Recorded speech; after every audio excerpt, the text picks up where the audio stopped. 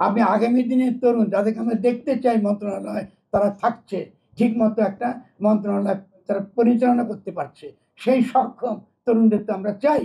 আমাদের যাতে বয়স হয়েছে, আমরা তো সেই তরুণদের দিকে তাকিয়ে আছি যে আমরা তাদেরকে দেখব।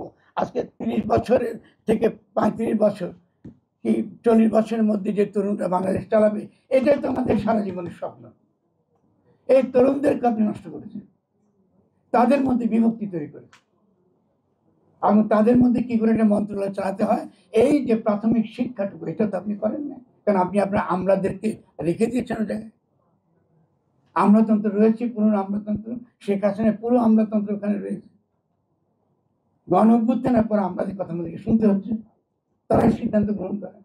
আর এটা লুটপাটের একটা বাণিজ্যের একটা বিরাট একটা ক্ষেত্র হয়ে গিয়েছে, এটা তো হতে পারে না। তাহলে এই যে গণ অভ্যুত্থানের সঙ্গে যে আমি ডক্টর ইউনূস এই যে ওটা করলেন, আমরা তাকে পছন্দ করি, আমরা তাকে ভালোবাসি, এটা কি ভালোবাসার মূল্য? জনগণকে আমি এটা দেবেন? আপনার তো ইতিহাসের কাছে তো আপনার জবাবদিহি করতে হবে। আজকে 1 বছর পরে আমাকে আপনার বিরুদ্ধে এভাবে কথা বলতে হচ্ছে পাবলিক, এটা বলার দরকার ছিল না। আপনি শুধু তাই নয়, আপনি খেয়াল করেন, আপনি ঐকমত্য কমিশন করছেন, অপ্রয়োজনীয় তর্ক আপনি তৈরি করছেন। আপনি যদি সত্যিকার অর্থে রেফারেন্ডাম চাইতেন, যে ঠিক আছে ফরহাদ সাহেবের রেডিকে কথাবার্তা বলে, আপনাকে লোকে বলেছে বাংলাদেশের সবচেয়ে বিপজ্জনক লোক আমি, তো ভালো। তাহলে যদি মনে করেন আমার কথা খুব ভালো না লাগে আপনার, আপনি এক কাজ করুন, আপনি যেটা করুন, আপনি রেফারেন্ডাম দিন, জনগণকে বলুন যে তারা একটা নতুন গঠনতন্ত্র চায় কি চায় না। এটা তো খুব সহজ ব্যাপার। আপনি একটা এত নির্বাচনী কথা না বলে আপনি দিন যে জনগণ কি চায়, জনগণ বলুক। ফলে আপনি জনগণের অধিকার থেকে আপনি তাদেরকে বঞ্চিত করছেন, তাদের সঙ্গে কোনো সলা পরামর্শ করছেন না, লুটেরা মাফিয়া শ্রেণীর সঙ্গে কথা বলছেন এবং নিয়ে এসেছেন সেই সব লোক যারা বাংলাদেশের গণপ্রদর্শনে যুক্ত নয়, মার্কিন যুক্তরাষ্ট্রে নিয়ে এসেছেন, বিদেশ থেকে নিয়ে এসেছেন। এরা কাজ করছে বড় বড় বিদেশি ব্যাংকের সঙ্গে কর্পোরেট স্বার্থ রক্ষা করার জন্য। আপনি নিয়ে এসেছেন এমন সব লোক যারা মার্কিন যুক্তরাষ্ট্রের এম্বাসি বলে ইনি আমাদের লোক, তাকে দিয়ে আপনি নিরাপত্তার ব্যবস্থা করছেন। আমরা আমাদের দেশের নিরাপত্তা কি করে রক্ষা করতে হবে জানি না। আমি দুঃখিত, আমি অত্যন্ত অত্যন্ত আহত ভাবে, অত্যন্ত ভীত সন্ত্রস্ত হয়ে কথা বলে বলছি। কেন বলছি? আপনি যুক্তরাষ্ট্রের কাছে বিশাল একটা বহর নিয়ে কি জন্য যাচ্ছেন? আপনি এটার উপদেষ্টা মাত্র, এইসব পেছনে সময় দিয়ে আপনার দরকার নেই। আপনি দেশের মূল কাজটা হচ্ছে যে আমাদের বিভিন্ন প্রতিষ্ঠানগুলো ভেঙে চুরে কিচ্ছু নাই, আমাদের পুলিশ বলে কিছু নাই, সেনাবাহিনীকে আপনি ম্যাজিস্ট্রেসি দিয়েছেন। ইতিমধ্যে সেনাবাহিনীর বিরুদ্ধে অভিযোগ উঠেছে, গোপালগঞ্জে তারা 4টা লোক হত্যা করতে, সে যেই দলই লোক না কেন, সেনাবাহিনী হত্যা করেছে, তার গুলিতে হত্যা হয়েছে। আপনি সেনাবাহিনীকে বিপদের মধ্যে ঠেলে দিচ্ছেন।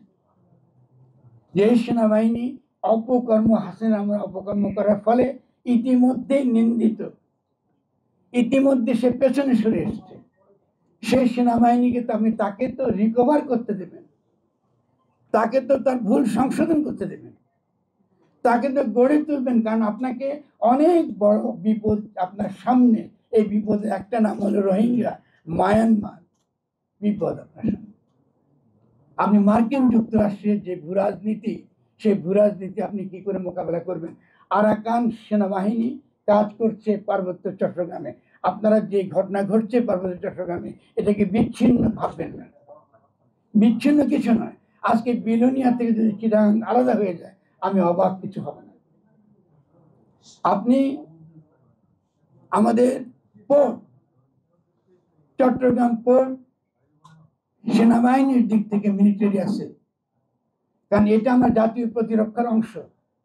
আপনি সে সেনাবাহিনীর সঙ্গে কোনো কথা না বলে, জাতীয় নিরাপত্তার প্রশ্নকে কোনো প্রকার না তুলে, আপনি একটা বিদেশি কোম্পানির কাছে পোর্ট তুলে দিচ্ছেন। কার কাছে আপনি অনুমতি নেন? জনগণ অনুমতি দিয়েছে আপনাকে?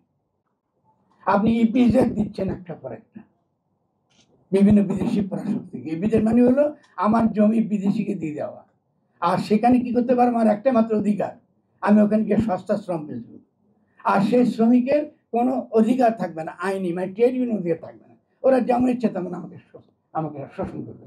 বাংলাদেশ কি সারা জীবন সস্তা শ্রমিক সরবরাহের জায়গা হবে?